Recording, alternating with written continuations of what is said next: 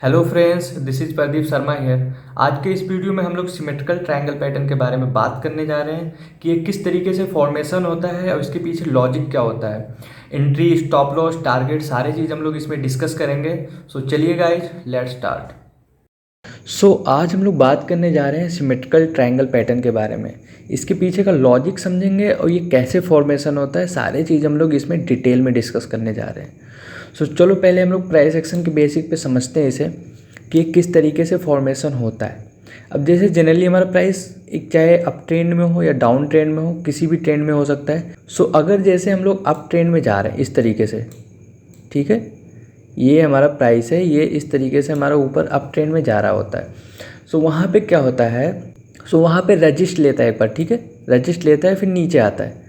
Resist लेके जब नीचे आता है तो फिर से जो बायर लोग होते हैं उसे फिर से एक्टिव होकर ऊपर की तरफ खींचते हैं, उसको वहाँ तक नहीं ले जा पाते। जहाँ पे पहले एक बार रजिस्ट लेता है उसके नीचे फिर रजिस्ट लेता है, यानी कि जो सेलर है वहाँ भी वो एक्टिवली उसे फिर नीचे ले आने की कोशिश करते हैं।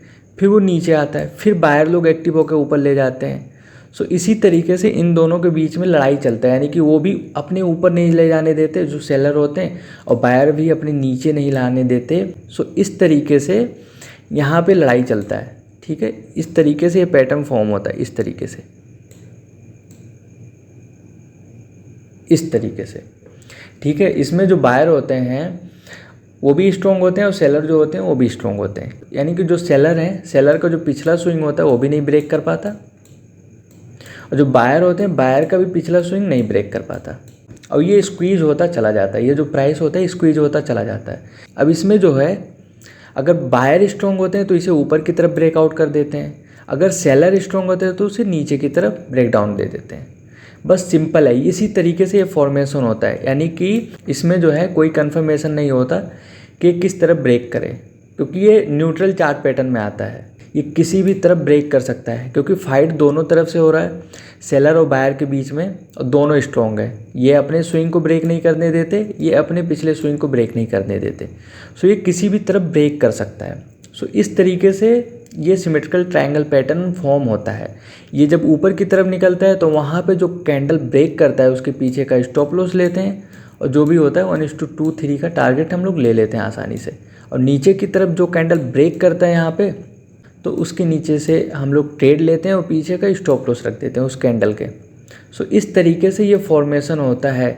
और रीटेस्ट का भी हम लोग वेट कर सकते हैं, अगर रीटेस्ट के लिए आता है तो वहाँ भी हम ट्रेड ले सकते हैं, अगर ब्रेकआउट पे ही लेना है तो ब्रेकआउट पे भी ले सकते हैं, इस तरीके से। चलो हम लोग पहले इसे चार्ट पे समझने की कोशिश करते हैं किस तरीके से उसमें फॉर्म होता है। चलो हम लोग यहाँ कुछ देखते हैं। यहाँ पे क्या हो रहा है, यहाँ पे हमारा प्राइस इस तरीके से आया, यानी कि फ़िलहाल तो एक गैप अप खुला इस तरीके से।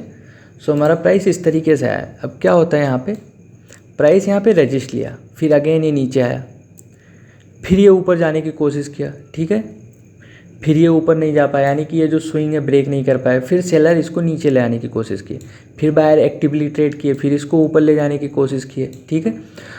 इस तरीके से जहाँ से ये हमारा गैप अप हुआ है वहाँ से अगर हम लोग एक ट्रेंड लाइन ड्रॉ करते हैं इस तरीके से, ये देखो ध्यान से, ये हमारा सिमेट्रिकल ट्रायंगल पैटर्न जैसा दिखाई देता है, ये इस तरीके से, ठीक है। अब यहाँ पे क्या होता है, जो कैंडल ब्रेक करता है, जो भी कैंडल होता है यहाँ पे जो ब्रेक करता है उसके पीछे स्टॉप लॉस रखते हैं, और 1:2 3 जो भी होता है हम लोग टारगेट ले सकते हैं। यहाँ पे 1:2 का टारगेट यहाँ पे आसानी से मिल गया हमको। इस तरीके से ये सिमेट्रिकल ट्रायंगल पैटर्न बनता है।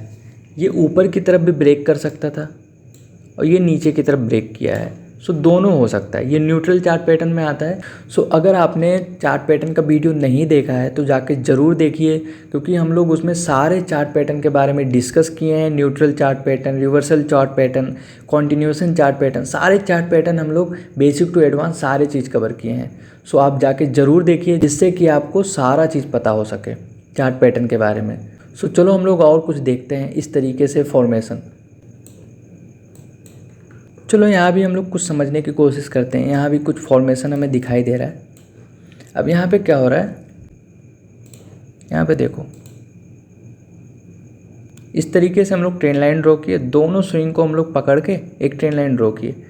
अब यहाँ से भी देखते हैं हम लोग, यहाँ से देखो, यहाँ से भी हम लोग जो ये स्विंग है, जहाँ से मार्केट ओपन हुआ वहाँ से पकड़ के दूसरे स्विंग को कनेक्ट करके एक हम लोग ट्रेंड लाइन ड्रॉ किए, ठीक है, इस तरीके से। अब हमारा प्राइस क्या हो जनरली इस तरीके से आया यहाँ से, ठीक है। अब यहाँ पे सपोर्ट लिया, फिर यहाँ पे गया, फिर आके यहाँ पे सपोर्ट लिया, फिर ऊपर गया, फिर नीचे आके यहाँ पे सपोर्ट ले रहा है, फिर ऊपर जा रहा है। यानी कि जो सेलर हैं वो भी स्ट्रॉन्ग है, बायर हैं, दोनों स्ट्रॉन्ग है, वो अपने स्विंग को ब्रेक नहीं करने दे रहे हैं, ठीक है, दोनों स्ट्रॉन्ग है। अब इसमें जो भी थोड़ा वीक पड़ेगा उसी तरफ ये ट्रेंड कंटिन्यू हो सकता है। अब जैसे यहाँ पे सेलर स्ट्रॉन्ग है तो इसने इस चीज़ को ब्रेकआउट दे दिया, इस ट्रेंड लाइन को। अब जो ये रेड कैंडल दिखाई दे रहा है हमें, अब इसके नीचे से हम लोग ट्रेड लेंगे और पीछे स्टॉप लॉस रखेंगे 1:2, 3 जो भी टारगेट होता है हम लोग आसानी से ले लेंगे यहाँ पे। सो इस तरीके से सिमेट्रिकल ट्रायंगल पैटर्न ट्रेड होता है। ये न्यूट्रल पैटर्न में आता है, ऊपर भी ब्रेक कर सकता था, नीचे भी ब्रेक कर सकता है। हम लोग बने रहेंगे इस जोन में। सो जिस भी तरफ ये ब्रेक करता है हम लोग उसी तरफ ट्रेड लेते हैं। सो अगर आपको ये वीडियो पसंद आ रहा है तो लाइक करें, शेयर करें, कमेंट करें, सब्सक्राइब करें और कमेंट ज़रूर करिए ताकि हमको पता चल सके कि आपको वीडियो समझ में आ रहा है कि नहीं आ रहा है। अगर कुछ डाउट हो तो ज़रूर पूछिए। सो आज के लिए बस इतना ही। सो तब तक के लिए follow the trend and make your trade easy with trend जी। Thanks for watching this video. Bye bye.